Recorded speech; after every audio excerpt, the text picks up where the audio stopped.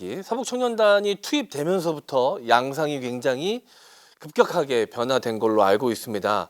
만약에 이 서북청년단이 투입되지 않았다라면 4.3의 양상은 좀 달라졌을까요? 아니면 4.3 사건까지 가지 않는 일도 좀 벌어졌을까요? 어떻게 생각하시는지. 쉽지 않은 것 같아요. 네. 서청이 만약에 없다고 해도 서청이랑 같이 들어왔던 응원 경찰도 있었고 아마 미군정이 어떻게든 저는 미군정이 엄청 중요하다고 보거든요.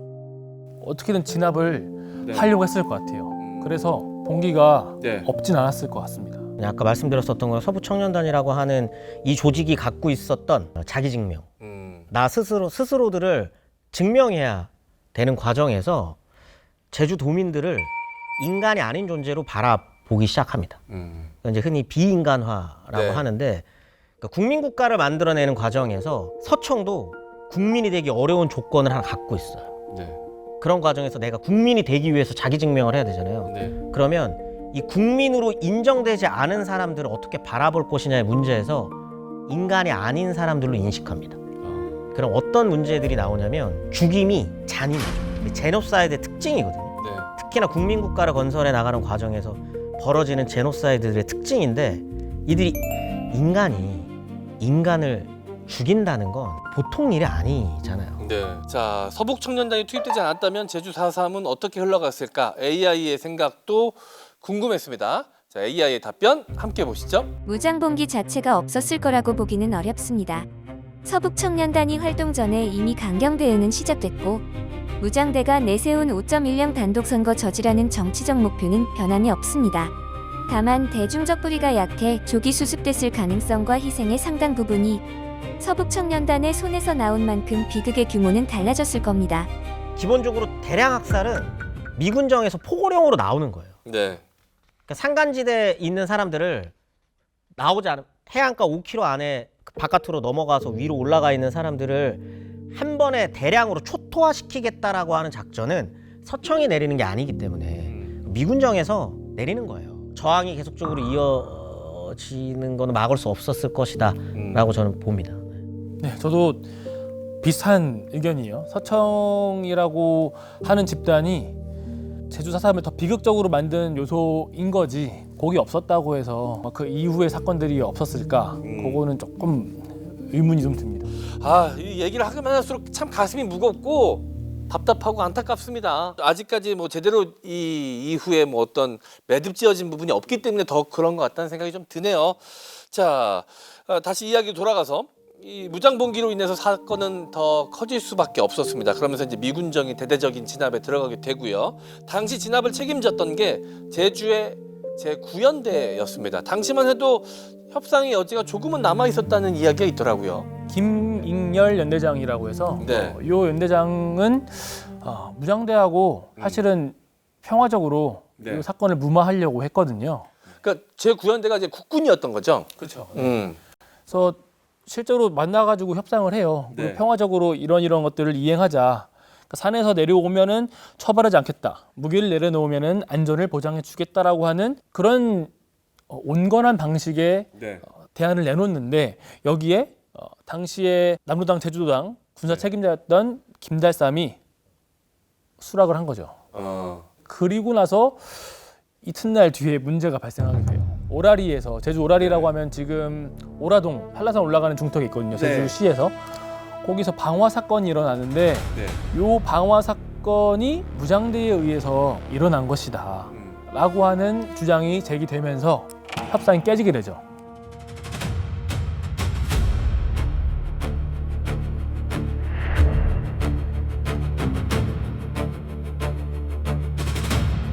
근데 문제는 이 방화 사건을 실제로 무장대가 했느냐, 그건 알 수가 없고 오히려 이거 미군 측에서 한 거 아니냐라는 주장이 제기가 된 거죠. 아마도 이제 대동청년단이라고 하는 그 우익단체에서 했던 걸로 보기도 합니다. 조작된 거죠. 조작된 방화 사건, 제주도의 도민들이 저지른 사건이라고 덮어씌우기 위해서. 이제 그림을 그리면 김익렬 연대장을 중심으로 당시 제주도를 책임지고 있었던 연대장이에요. 근데 이 연대장이 야 만나봐, 모여봐. 지금 너무 심하다. 이러지 말자. 나라 만들려고 하는 거 아니야, 다들? 모여봐봐. 그래서 서로 막 이런 거 조율을 하고 있고 거의 조율이 끝났었어요. 조율이 끝난 상황에서 미군정과 이제 새로 만들어질 정부를 이끌어갈 사람들, 정치인들이죠. 우익 쪽 정치인들이 바라보기에 이대로 매조지가 되면 제주도는 또 이런 일이 벌어질 것처럼 느낀 거예요. 그러니까 이거를 한 방에 여기를 깔끔하게 청소하지 않으면, 그들 입장에서 청소하지 않으면 이 문제가 반복될 것이다라고 본 거죠. 네. 그러면 뭔가 하여튼 명분이 필요하잖아요. 그래서 방화 사건이 일어났고 이 명분으로 네. 김익렬이 해임이 됩니다. 그리고 새로운 연대장이 오면서 초토화 작전으로 연결이 되는 거죠. 네. 타이밍상 이 방화 사건만 없었으면 잘 해결될 수 있었는데 이 방화 사건으로 인해서 어떤 다시 재진압의 명분이 됐으니. 그렇죠. 근데 아마 미군정, 그러니까 김익렬 연대장에 대해서 미군정이 전 잘 몰랐을 거라고 봐요. 왜냐면은 아직 뭔가 사건 터지기 전에 네. 그 연대장으로 있던 사람이었기 때문에 그냥 원래 하던 사람이 계속 했겠지라는 생각이 있었는데 이 사람이 온건한 정책으로 할 사람이었구나라는 거를 미군정이 몰랐던 거예요. 그래서 이런 사건이 있었을 거라 보고 그 이후에 온 박진경 연대장이라고 있는데 이 사람 일본군 출신이에요. 네. 그러니까 우리의 의사를 실천할 사람으로 바꾸어 놓은 거죠. 네. 그러면서 이제 그 뒤에 강경진압으로 네. 돌아선 게 아닌가 싶습니다. 그거는 그럴 수밖에 없는 게 지금 요 시점 이후로부터 무튼 네. 단독 선거를 준비하고 있는 거예요. 남한 단독 선거. 새로운 정부를 만드는데 10일 뒤면 선거해요 네. 이제. 그리고 이 선거 과정에서 그 윗동 무튼 이미 정리가 됐다고 말씀드렸잖아요. 선거를 해봐야 좌익세 땡땡 치고 그들이 바라봤을 때 좌익이라고 부를 만한 사람들이 의석을 차지할 확률은 적어요. 그런데 지금 제주도는 이대로 선거가 치러지면 일단 선거도 제대로 안 될 것 같고, 두 번째는 선거가 치러진다고 해가지고 그들이 원하는 방향으로 선거 결과가 나오지도 않을 것 같아. 그러면 판을 뒤집을 필요가 있는 거죠. 알겠습니다. 미군정은 남독 단독 선거가 굉장히 필요했었나요? 정치적으로? 당연하죠. 일단 그 38선 이북 같은 경우에는 소련이 빠져 있거든요. 네. 소련군은 이미 철수를 했습니다. 그런 상황인데 너무나도 소련이 원하는 정부가 들어서고 있어요. 착착착 네. 단계를 밟아 나가면서. 그런데 남한은 그렇지 않았거든요. 38선 이남은 굉장히 복잡했어요. 그리고 이 복잡함의 끝에 있는 곳이 어디냐? 이 복잡함의 끝에 끝까지 어떤 인민위원회가 계속적으로 어떻게 보면 헤게모니를 잡고 있는 공간이 제주도란 말이에요. 네. 그럼 남한 단독 선거에서 일단 제주도를 제외하고 나머지는 압도적으로 우익 인사가 당선이 돼야 돼요. 그리고 그래야 소련과 미국의 이념 대결 하에서 네. 그래 어쨌든 38선 이남 같은 경우에는 자유주의 진영으로 세팅이 딱 됐네? 라고 하는 걸 소련 측에도 보여줘야 되는 거죠. 근데 만약 여기에서 밀렸다? 소련 입장에서 봐봐 총선거에서 이북까지 이렇게 이거 봐봐 지금 니네 그렇게 자신만만하더니 좌익 니네들이 좌익이라고 부르는 사람들 아직까지 영향력이 이렇게 있네? 이럴 줄 알았지가 되면 미국 입장에서는 국제적으로 한반도에서 밀리게 되는 거거든요. 거기에 가장 핵심적으로 자꾸 미군 입장에서 네. 뭔가 자꾸 눈에 걸리는 곳이 제주도인 거예요. 그러다 보니 여기를 강하게라도 네. 싹 한번 정리를 해야겠다는 생각을 계속적으로 할 수밖에 없었던 거죠. 네. 그 당시에 촬영했던 영상이 남아 있을 거예요. 메이데이 영상. 네, 10분 내외로 만들어진 영상이 있는데 그게 사건 시작, 그 방화 사건이 일어난 직후부터 바로 촬영이 좀 잘 되어 있어요. 네.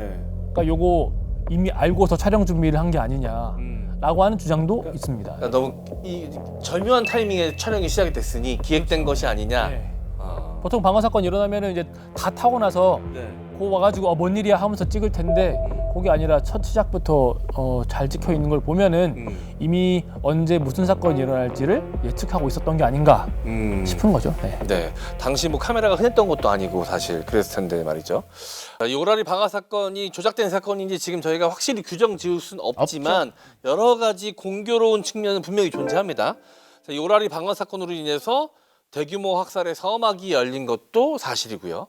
그리고 또 하나 궁금한 건 이 이후에 이제 미군정이 발을 빼지 않습니까? 그런 다음에 이제 이승만이 집권한 후에도 이 강경 대응은 계속된단 말이죠. 이승만 정권은 계엄령 선포까지 하게 됩니다. 자, 제주 무장대를 진압하기 위해서 우리 군대를 동원하려 했지만 자, 이를 반대하고 참여하지 않아서 벌어진 사건인데요. 이 여순 사건이 제주 4.3 사건을 더욱더 악화시켰다라는 의견도 존재하더라고요. 왜냐면은 이제 방금 교수님 말씀하신 것처럼 미군정에 이어서 왜 대한민국 정부까지도 네. 그렇게 강경하게 탄압을 하려는 선택을 했느냐. 거기에는 사실 여순 사건이 좀 들어가 있으리라 봐요. 네.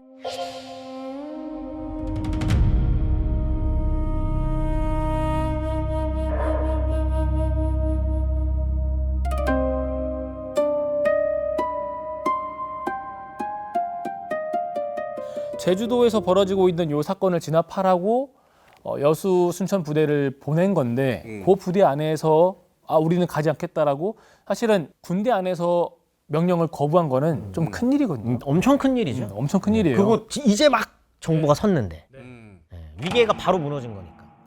그 문제가 이게 제주도 문제만이 아니라 육지에서도 이런 일들이 벌어지고 있구나. 네. 이거 지금이 아니면 확실하게 못 잡는다. 아마 이런 생각이 있었을 거예요. 그래서 더 강경하게 탄압하려는 것도 있었겠죠.